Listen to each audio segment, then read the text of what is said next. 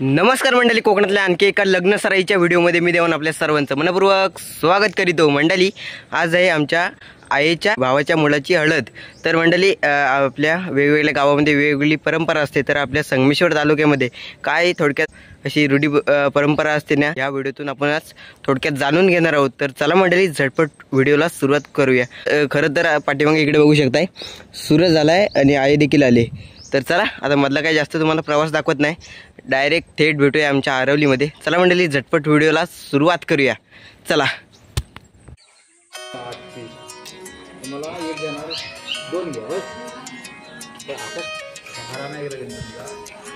चला मंडळी, फायनली इकडे पोचलोय। चला, थोड्याच वेळात आता हल्ली सुरुवात होईल आणि आता आम्ही देखील थोडा लेट झाला आहे। इकडे बघू शकता डेकोरेशन वगैरे गावच्या ठिकाणी आहे ना, असं काही सर्वच असतं। चला, आतमध्ये हळद लागवली जाते, ती तुम्हाला थोडक्यात दाखवतो।